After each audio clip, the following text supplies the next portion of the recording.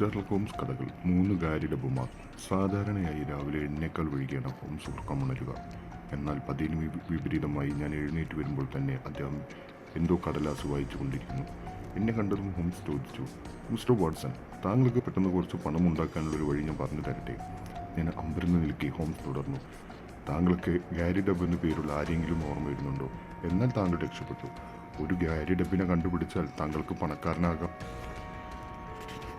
ഞാൻ അമ്പരന്ന് നിൽക്കെ ഹോംസ് വിശദീകരിച്ചു, ഗാരി ഡബ് എന്ന പേരുള്ള ഒരാളെ കണ്ടെത്താൻ എൻ്റെ ഒരു കക്ഷി ആവശ്യപ്പെട്ടിരിക്കുന്നു.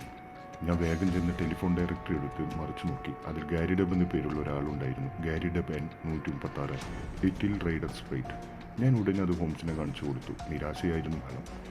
ഇത് പോരാ വാട്സൺ, ഈ ഗാരി ഡബ്ബാണ് എന്നോട് മറ്റൊരാളെ കണ്ടുപിടിക്കാൻ പറഞ്ഞിരിക്കുന്നത്. ആ സമയത്താണ് മിസ്സിസ് ഹഡ്സൺ ഒരു വിസിറ്റിംഗ് കാർഡുമായി വന്നത്. ഞാൻ അതെടുത്തു നോക്കി. എന്നിട്ട് ആഹ്ലാദത്തോടെ ഹോംസിനോട് പറഞ്ഞു, ഇതാ നോക്കൂ ഹോംസ്, താങ്കൾ പറഞ്ഞ പോലെ മറ്റൊരു Gary Dubb, John Gary Dubb, councillor at Lomoorville, Kansas USA. വീണ്ടും ഒരിക്കൽ കൂടി ഞാൻ താങ്കളെ നിരാശപ്പെടുത്തുകയാണ് വാട്സൺ. ഇദ്ദേഹമാണ് നാഥൻ ഗാരി ഡബിനോട് മറ്റൊരാളെ കൂടി കണ്ടുപിടിക്കാൻ ആവശ്യപ്പെട്ടത്. ആകെ തന്നെ വിളിക്കാനായി ഹോംസ് മിസ്സിസ് ഹഡ്സനോട് പറഞ്ഞു. അതനുസരിച്ച് അദ്ദേഹം മുറിയിലേക്ക് കടന്നു വന്നു. ഞങ്ങൾക്ക് അഭിമുഖമായി ഒരു കസേരയിൽ അദ്ദേഹം ഇരുന്നു. എന്നിട്ട് ചോദിച്ചു, സാർ, എൻ്റെ തന്നെ പേരുള്ള നാഥൻ ഗാരി ഡബിൻ്റെ കത്ത് താങ്കൾക്ക് കിട്ടിയിരിക്കുമല്ലോ. കിട്ടിയെന്ന് മാത്രമല്ല, നമുക്കതിനെക്കുറിച്ച് കുറച്ചധികം സംസാരിക്കാനുമുണ്ടെന്ന് തോന്നുന്നു. ഹോംസ് പറഞ്ഞത് ആകതിന് തീരെ ഇഷ്ടപ്പെട്ടില്ലെന്ന് അദ്ദേഹത്തിൻ്റെ മുഖഭാവവും പിന്നീടുള്ള സംസാരവും വ്യക്തമാക്കി. ഇക്കാര്യത്തിൽ ഒരു ഡിറ്റക്റ്റീവിൻ്റെ പങ്ക് എന്താണെന്ന് എത്ര ആലോചിച്ചിട്ടും എനിക്ക് മനസ്സിലാകുന്നില്ല. ഇത് 2 വ്യക്തികൾ തമ്മിലുള്ള ഒരു വ്യാപാര കാര്യം മാത്രം. ഇന്ന് രാവിലെ ഞാൻ അയാളെ കാണാൻ പോയിരുന്നു. അപ്പോഴാണ് ഇങ്ങനെ ഒരു വഷളം കളി കളിച്ചതിനെ കുറിച്ച് അയാൾ പറഞ്ഞത്. ഉടനെ ഞാൻ ഇങ്ങോട്ട് പോരുകയായിരുന്നു. മിസ്റ്റർ ഗാരി ഡബ്, താങ്കൾ എന്നെ വല്ലാതെ തെറ്റിദ്ധരിച്ചിരിക്കുന്നു. നാഥൻ ഗാരി ഡബ് എന്നോട് ആവശ്യപ്പെട്ടിരിക്കുന്നത് മൂന്നാമതൊരു ഗാരി ഡബിനെ കണ്ടുപിടിച്ചു കൊടുക്കണം എന്ന് മാത്രമാണ്. അതിനെനിക്ക് സാധിക്കുമെന്ന് അദ്ദേഹത്തിന് തോന്നിയിരിക്കാം. അതിലെന്താണ് തെറ്റ്? ഹോംസിൻ്റെ ഈ ഉത്തരം കേട്ടതും മങ്ങിയിരുന്ന ഗാരി ഡബിൻ്റെ മുഖം ഒന്ന് തെളിഞ്ഞു. അങ്ങനെയാണെങ്കിൽ കുഴപ്പമൊന്നുമില്ല സാറേ. ഞാൻ ഇന്ന് രാവിലെ അയാളെ കാണാൻ പോയിരുന്നു. അപ്പോഴാണ് അയാൾ പറഞ്ഞത് ഒരു ഡിറ്റക്റ്റീവിനെ ഏൽപ്പിച്ചിരിക്കുകയാണെന്ന്. ഞങ്ങൾ തമ്മിലുള്ള ഈ വിഷയത്തിൽ പുറത്തു നിന്ന് ഒരാൾ ഇടപെടുന്നത് എനിക്കിഷ്ടമല്ല. അതുകൊണ്ട് നിങ്ങളുടെ വിലാസം വാങ്ങി നേരെ ഞാൻ ഇങ്ങോട്ട് പോന്നു. എന്നാൽ മൂന്നാമതൊരു ഗാരി ഡബിനെ കണ്ടുപിടിച്ച് തരുന്നത് കൊണ്ട് താങ്കൾ തൃപ്തിപ്പെടുമെങ്കിൽ താങ്കൾ ഇതിൽ ഇടപെടുന്നത് കൊണ്ട് വിരോധമൊന്നുമില്ല. അപ്പോൾ ഹോംസ് പറഞ്ഞു, എന്തായാലും മിസ്റ്റർ ജോൺ ഗാരി ഡബ്, താങ്കൾ ഇവിടെ വരെ വന്ന സ്ഥിതിക്ക് ഇതിനെപ്പറ്റി വിശദമായി താങ്കളിൽ നിന്ന് തന്നെ കേട്ടാൽ കൊള്ളാമെന്നുണ്ട്. അപ്പോൾ അയാൾ സംശയത്തോടെ എന്നെ നോക്കി. ഇദ്ദേഹം അത് കേൾക്കണോ? അപ്പോൾ ഹോംസ്, ഞങ്ങൾ ഒരുമിച്ചാണ് പ്രവർത്തിക്കുന്നത്. അതുകൊണ്ട് വാട്സൺ കേട്ടാൽ കുഴപ്പമൊന്നുമില്ല. ജോൺ ഗാരി ഡബ് തന്നെ എന്തുകൊണ്ടാണ് മറ്റു 2 ഗാരി ഡബ്ബുകളെ കൂടി അന്വേഷിക്കുന്നതെന്ന് ഞങ്ങളോട് വിശദീകരിച്ചു. അല്ലെങ്കിൽ ഇതിൽ രഹസ്യമൊന്നുമില്ല. ഞാൻ ഇതിനെപ്പറ്റിയുള്ള കാര്യങ്ങൾ വിവരിക്കാം. കാൻസാസിൽ അലക്സാണ്ടർ ഹാമിൽട്ടൺ ഗാരി ഡബ് എന്നൊരു കോടീശ്വരനുണ്ടായിരുന്നു. 100 കണക്കിന് ഏക്കർ ഫലഭൂയിഷ്ടവും ധാതുസമ്പന്നവുമായ ഭൂമിയുടെയും മറ്റു ഉടമസ്ഥനായിരുന്നു അദ്ദേഹം. ബന്ധുമിത്രാദികൾ ആരുമില്ലാത്ത ഒറ്റത്തടിയായിരുന്നു അദ്ദേഹം. ഗാരി ഡബ് എന്ന പേര് അപൂർവമാണല്ലോ. തൻ്റെ പേരിൻ്റെ അപൂർവതയിൽ അദ്ദേഹം ഗർഭിതനുമായിരുന്നു. അതായിരുന്നു ഞങ്ങളെ കൂട്ടിയിണക്കിയത്. ഞാൻ ആ സമയത്ത് ടോപ്പേക്കയിലായിരുന്നു. അന്ന് അയാൾ ചോദിച്ചു, ലോകത്തെ ഈ പേരിൽ ആരെങ്കിലും ഉണ്ടായിരിക്കുമെന്ന്. തൽക്കാലം വേറെ ജോലി തിരക്കുണ്ടെന്നും അതിനാൽ അത് അന്വേഷിക്കാൻ നേരമില്ലെന്നും നേരം പോക്കായി പറഞ്ഞ് ഞാൻ ഒഴിഞ്ഞു.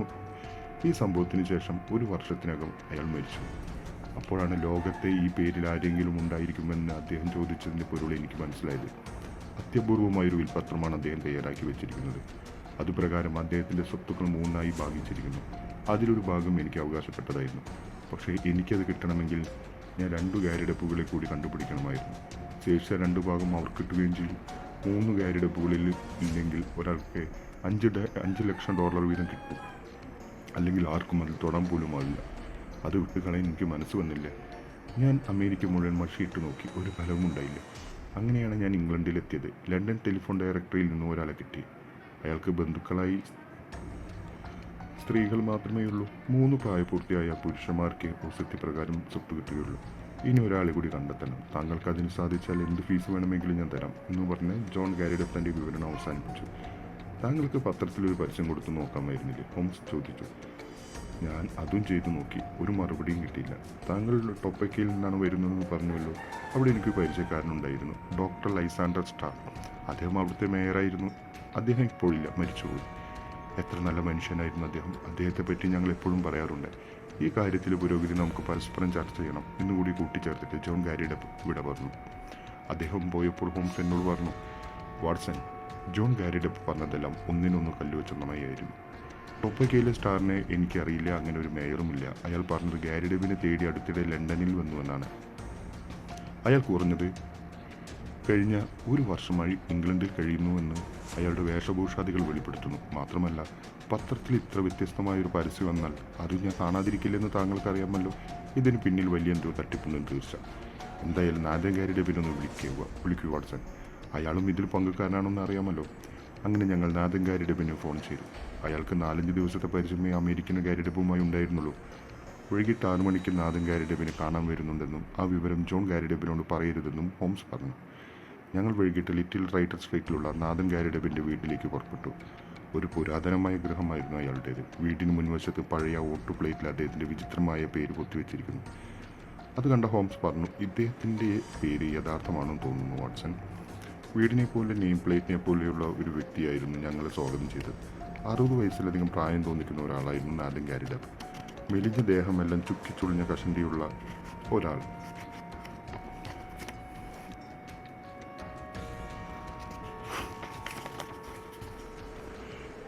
അദ്ദേഹത്തിൻ്റെ മുറിയാകട്ടെ അതിനേക്കാൾ വിചിത്രമായിരുന്നു. ഒരു മ്യൂസിയത്തിലെത്തിപ്പെട്ട പ്രതീതിയായിരുന്നു ഞങ്ങൾക്ക്. നിരവധി ഫോസിൽ അസ്ഥികൾ, പ്ലാസ്റ്റർ ഓഫ് പാരീസിൽ നിർമ്മിച്ച നിയാണ്ടർതാൽ, ക്രോമാഗ്നോൺ തുടങ്ങിയ തലയോടുകളുടെ മാതൃകകൾ, പഴയ കാലത്തെ നാണയശേഖരം തുടങ്ങിയവ കൊണ്ട് തിങ്ങി നിറഞ്ഞിരുന്നു അദ്ദേഹത്തിൻ്റെ മുറി. താങ്കൾ ഒരിക്കലും പുറത്തു പോകാറില്ലെന്ന് പറഞ്ഞു. ശരിയാണോ? ഹോംസ് ചോദിച്ചു. വല്ലപ്പോഴും ഒന്ന് ഇറങ്ങിയാലായി, അത്രമാത്രം. ഈ വസ്തുക്കളുമായി ഇടപഴകി കഴിയുന്നതാണ് എനിക്കിഷ്ടം. അതാണ് എൻ്റെ ജീവിതവും.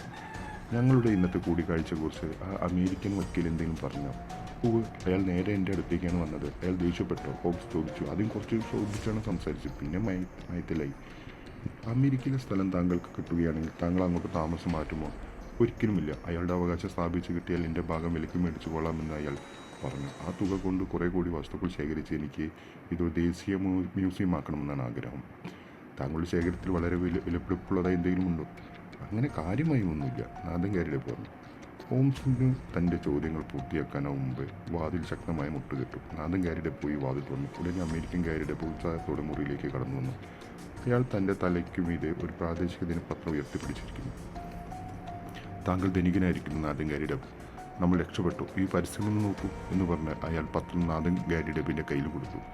അതിലൊരു പരസ്യത്തിന് ചുറ്റും ഒരു വൃത്തം വരച്ചിരുന്നു. ഞാനും ഹോംസും വൃദ്ധൻ്റെ തലയ്ക്ക് മുകളിലൂടെ ആ പരസ്യം വായിച്ചു. ഇതായിരുന്നു അതിലെ വാചകങ്ങൾ.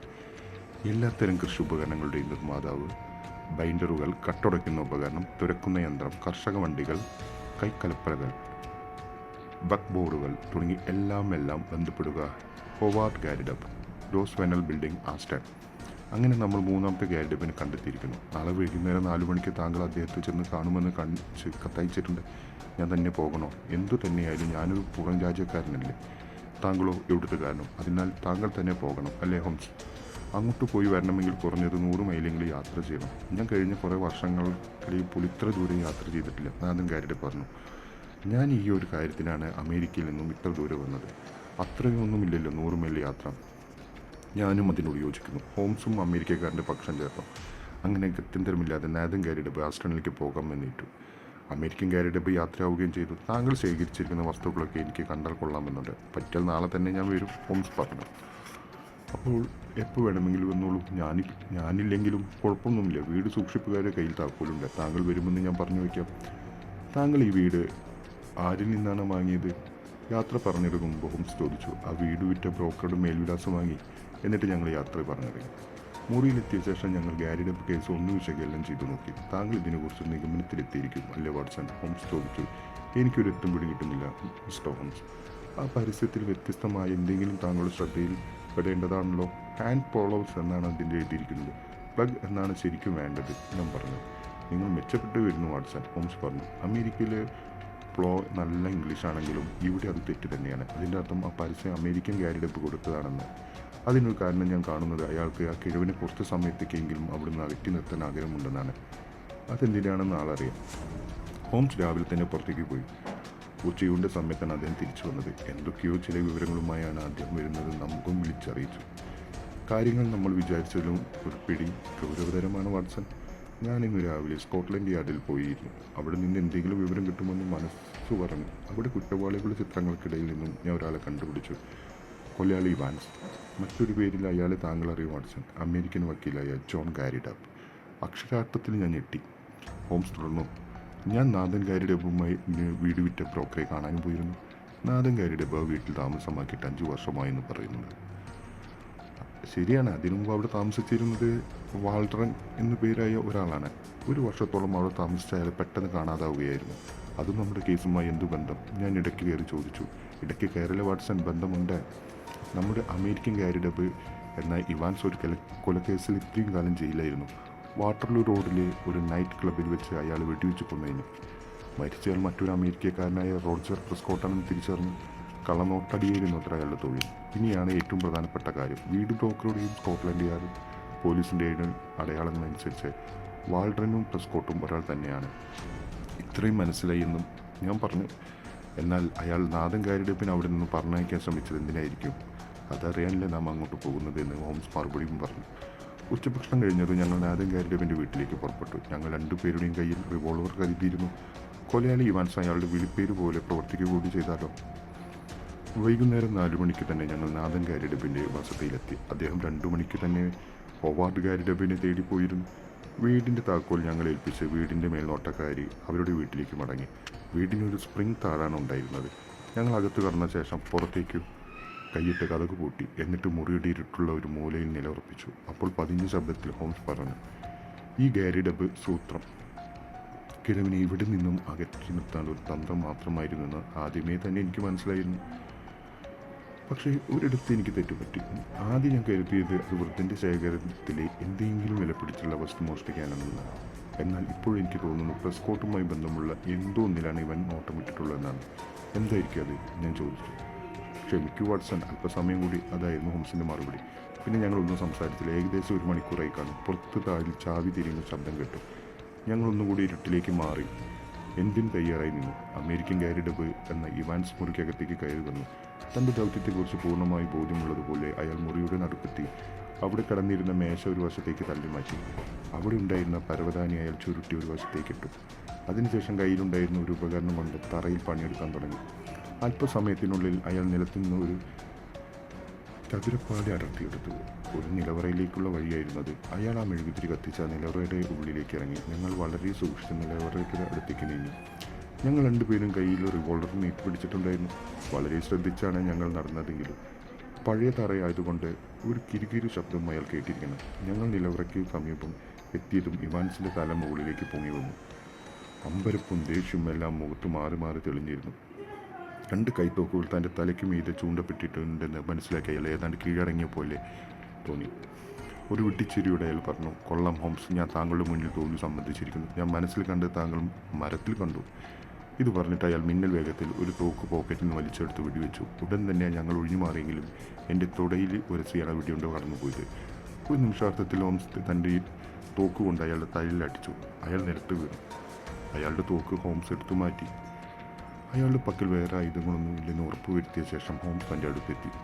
വാട്സൺ, താങ്കൾക്കൊന്നും പറ്റിയില്ലല്ലോ? ആ ശബ്ദം പതറിയിരുന്നു. ആ സ്നേഹം എന്തെന്ന് ഞാൻ അറിഞ്ഞ നിമിഷം ഉടനെ ഹോംസ് എൻ്റെ പാൻറ് കീറി നോക്കി. സാരമില്ല, ഒരു ചെറിയ പൊള്ളൽ മാത്രം, വെടിയുണ്ടോന്ന് ഒരു പോയതാണ്. ഇതും പറഞ്ഞിട്ട് ഇവാൻസിനെ നോക്കി ഇങ്ങനെ കൂട്ടിച്ചേർത്തു, വാട്സൺ എന്തെങ്കിലും പറ്റിയിരുന്നെങ്കിൽ നീ ജീവനോടെ ഈ മുറി വിട്ട് പുറത്തു പോകില്ലായിരുന്നു. ഇവാൻസ് കൊളുത്തിയ മെഴുകുതിരി അപ്പോൾ നിലവറയ്ക്കുള്ളിൽ കത്തി നിന്നു. അതിൻ്റെ വെളിച്ചത്തിൽ ഞങ്ങൾ നിലവറയ്ക്കുള്ളിലേക്ക് നോക്കി. തുരുമ്പിച്ച ഒരു അച്ചടി യന്ത്രവും കുറേ നോട്ടുകെട്ടുകളും കടലാസുകളും അവിടെ ഉണ്ടായിരുന്നു. പ്രെസ്കോട്ട് കള്ളനോട്ടടിക്കാരനായിരുന്നു എന്ന് പറഞ്ഞുവല്ലോ, അയാളുടേതായിരുന്നു യന്ത്രം. അയാളെ ഇവാൻസ് വധിച്ചത് ഈ യന്ത്രം തട്ടിയെടുക്കാൻ വേണ്ടിയായിരുന്നു. അതിന് കിട്ടിയ ജയിൽ ശിക്ഷ കഴിഞ്ഞെത്തിയപ്പോൾ ഗാരി ഡബ്ബാണ് ഇവിടെ താമസിക്കുന്നത് ഇവാൻസ് മനസ്സിലാക്കി. വൃദ്ധനാകട്ടെ വീട് വിട്ട് എവിടേക്കും പോകുന്നുമില്ല. അയാളെ വീട് വിട്ട് പറഞ്ഞയക്കുന്ന തന്ത്രമായിരുന്നു ഗാരി ഡബ്ബുമാരുടെ കഥ. ഹോംസ് എന്നോട് സ്കോട്ട്ലൻഡ് യാർഡിലേക്ക് വിളിച്ച് വിവരം പറയാൻ ആവശ്യപ്പെട്ടു. ഇവാൻസിനെ പിടിച്ച വിവരത്തേക്കാൾ പ്രെസ്കോട്ടിൻ്റെ കള്ളനോട്ടടി യന്ത്രം കണ്ടുകിട്ടിയ വാർത്തയ്ക്ക് അവർക്ക് നിധി കിട്ടിയ പോലെയായിരുന്നു. അങ്ങനെ ഒരാൾ കള്ളനോട്ടടിക്കുന്നുണ്ടെന്ന് അവർക്കറിയാമായിരുന്നു. എങ്കിലും ആ യന്ത്രം എവിടെ എന്ന് എത്ര ശ്രമിച്ചിട്ടും അവർക്ക് കണ്ടെത്താനായിരുന്നില്ല. അങ്ങനെ പ്രെസ്കോട്ടിൻ്റെ കള്ളനോട്ടടി യന്ത്രം കണ്ടെടുത്തു. ഇവാൻസ് വീണ്ടും ജയിലിലായി.